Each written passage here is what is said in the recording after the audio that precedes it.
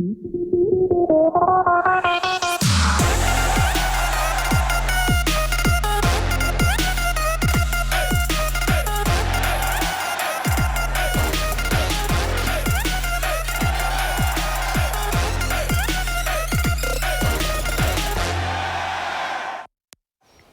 evening and welcome to Hoops Friday Night, Week 14. I'm Dave Saseski alongside, as always, Tony Quach. Justin Dirks will join us shortly. Tony, we got a jam-packed schedule tonight as tournament time starts to heat up. That's right, Dave. Arguably our biggest Hoops Friday night of the season. We have a total of 19 games on our slate tonight, featuring action from D1 to D4. Fremont Ross and Lima Senior head to Lakota to face off in their tourney matchup in D1 sectional final contest. Early in the first quarter, Jaquel Cotton taking advantage of the mismatch in the paint, gets a layup to fall and extends the Lima Senior lead. Fremont Rosso is going to come right back. That's Makai Lee. Drives from the corner, takes to the defender and gets it to go. They trail by one. Spartans continue to take advantage of their size in the paint. Anthony Mosley goes over the defender for the bucket. Then Cotton goes baseline and lays it in off the glass. The Spartans couldn't be stopped as Mosley gets the turnaround and goes off the window for another bucket. Lima Senior is going to pull away to win 81-59 over Fremont Ross. They'll take on Bowling Green next Tuesday.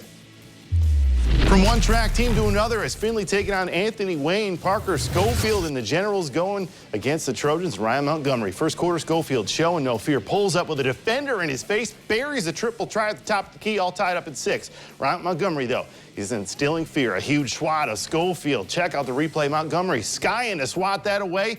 Might as well wave his finger. First half buzzer, Jake Bishop doesn't care. He sinks the triple try, 21-14 at the half. Findlay, Montgomery scoring as well as he drives, gets the hoop, and the harm. Trojans coast in the fourth. They roll to a 58-34 win to advance to play Toledo St. John's on Tuesday at Central Catholic. Bumping up to Division II, the St. Mary's Rough Riders take on the Fostoria Redmen in the sectional finals at Senior High. Rough Riders looking to extend their winning streak to 14 straight. In the opening quarter, the game is all tied up at 5. Cobain Owens sends it to Austin Parks, and the Ohio State commit gets the hoop and the harm. Rough Riders lead by 2. Moments later, Braden Sullivan connects with Parks, and the 6'11 senior throws it down with a two-handed slam. St. Mary's leads by 4.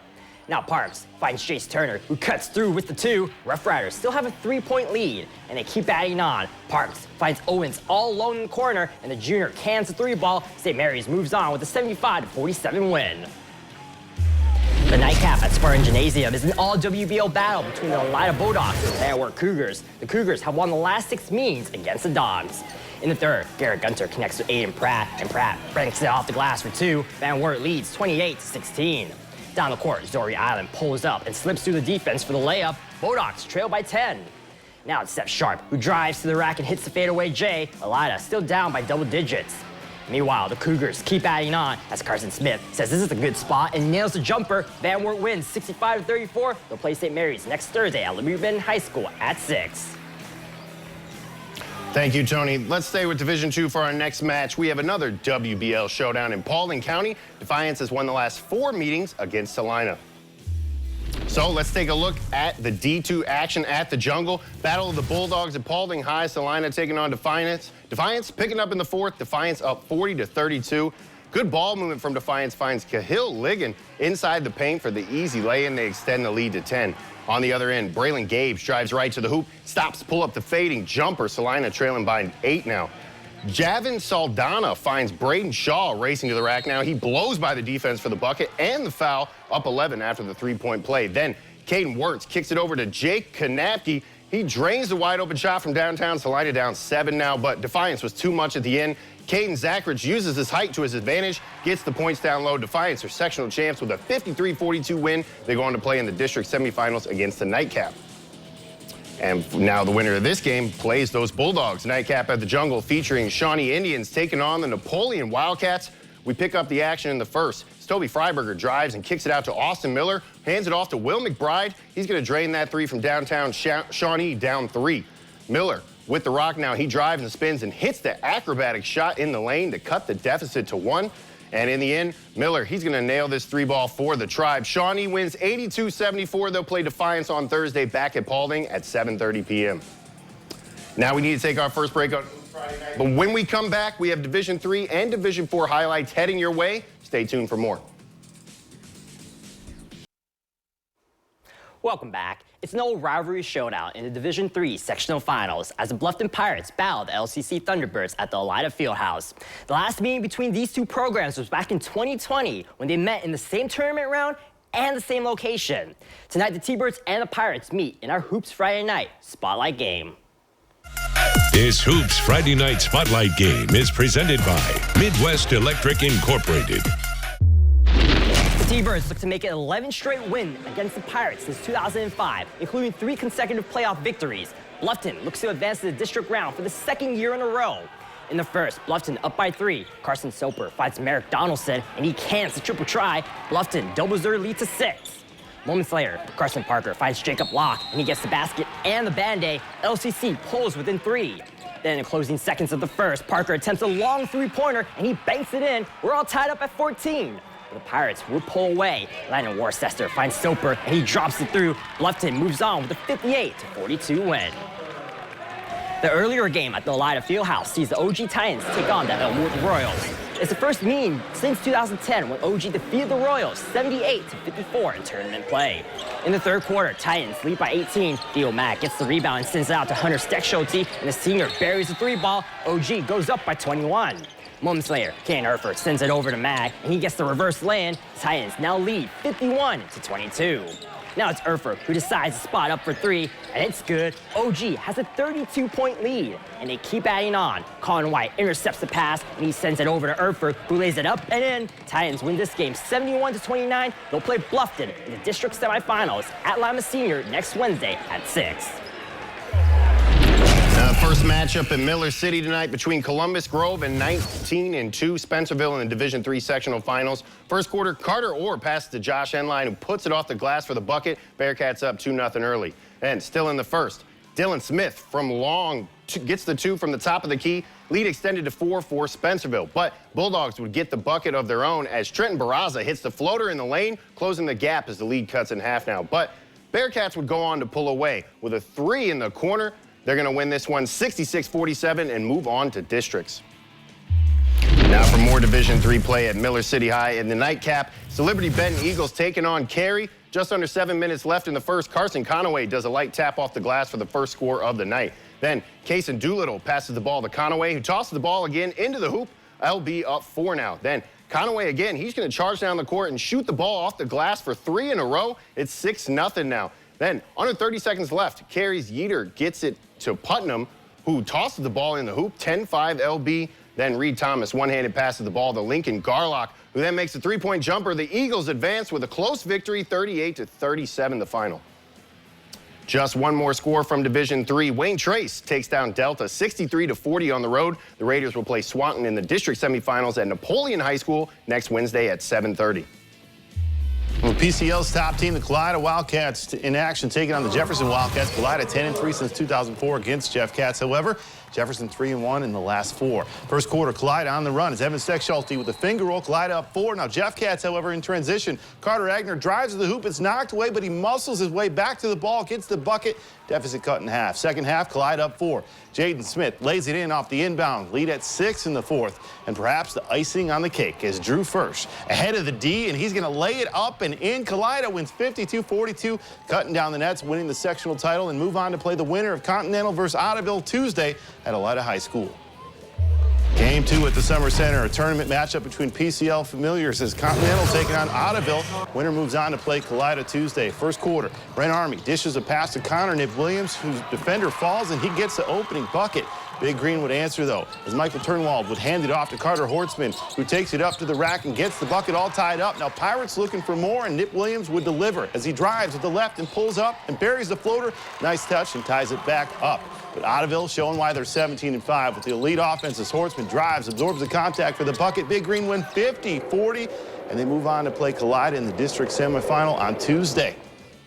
And we're set for our second and final break on Hoops Friday night. When we come back, catch highlights from Coldwater with 2 Division IV sectional final matchups. Hoops Friday night, we'll be right back. Over to Coldwater High School in a D4 sectional finals matchup between Temple Christian and St. Henry. Just seconds left here in the first quarter. Redskins are going to open up with 11-0 run and add on to it. It's Evan Bowers who drives inside, leaps up, and gets the teardrop 13-0. St. Henry, though, would eventually go on a 15-0 run, but it's finally stopped by the Pioneers' Landon Callahan. He gets a shot up and the foul. It'd make it 15-3. Pioneers stop the Redskins on the following possession, and they're back on offense. Who else but Callahan takes it, turns on the Jets, gets the bucket to fall 15-5, but the Redskins' offense would continue to roll. As the best offense is, well, defense. It's Logan Link who makes the steal, and he's off for the races and gets the finger roll to fall, making it 17-5. Redskins win 72-47. They'll play the winner of Perry, New Bremen at Wapakoneta on Tuesday. Game 2 in Coldwater with the MAC's second best offense and number 2 team in the standings. The New Bremen Cards taking on Perry Commodores, coming off a 3-point dub on Tuesday. First quarter winding down. It's the Cardinals up 14-11. However, the Commodores marching back. Jason Thomas cherry picking, and he gets the easy lay-in. But Perry cuts the lead there, but here come the Cardinals. They come right back. David Holman zips through the court and delivers a bounce pass to Dylan Bombauer, and he makes it a 16-13 lead. Then it's 20-14 New Bremen lead, but Perry drives back. Cameron Moore leaps and gets the shot to roll off the glass. However, New Bremen would have an answer. This time it's Hayden Zeller driving inside the paint. He posts up as a defender, but then gets a turnaround shot to bank, and New Bremen wins this one 76-45. They'll play the Redskins at Wapak on Tuesday. The top seed Marion local Flyers take on the Ada Bulldogs in the sectional finals at the Shoe. It's only the second meeting between the two since 2007. In the second, Ada down by 13. Ethan Murphy works his way to the rack and gets the basket. Bulldogs down by 11. Later in the quarter, Austin Niekamp gets the pass and the lay-in. Flyers go up by 13. Now it's Shaden Mesher with the ball, and he spots up and nails the 3-ball. Marion local still up by double digits. Then in the third, Mesher isn't done yet. He buries another 3-ball from beyond the arc. Flyers go on to win this game 65-38. The nightcap at the Shoe pits Fort Recovery against USV. The Rams are looking to avenge a 67-44 loss back in 2016 in the postseason against these Indians. In the first, Cale Ramble finds Rex Leverett, and he kisses it off the glass. Indians go up by 2. Moments later, Daniel Patch spins and sends it through the 10. Fort Recovery now leads by 6 points. Then the ball comes loose. Alex Dews picks it up and drops it through. The Indians now lead by 11. USV trying to chip away as Maddox Underwood gets the friendly bounce. His 3-ball pulls his team within 10. Moments later, Mason Thompson knocks down this jump shot before Recovery would win 61-50, and the Indians will play Marion local in an all-MAC showdown in the district semis in Wapakoneta next Tuesday at 7:30.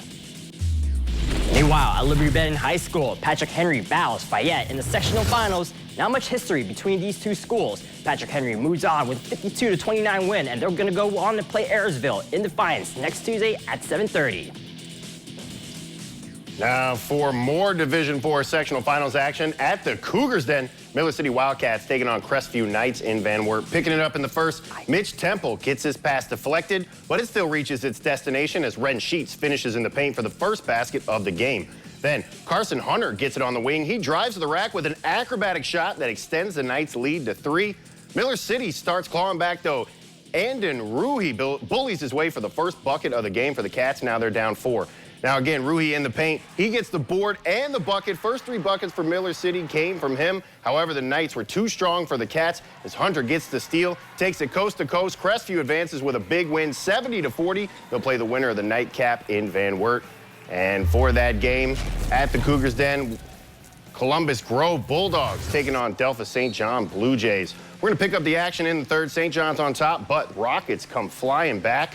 Colin Harris hits Aiden Harris on the bounce pass. He pulls the baseline fadeaway jumper. Rockets trailing by 13. Then Colin Harris drives the lane, taking it himself now, and hits the tough shot in the paint. PG down by 9.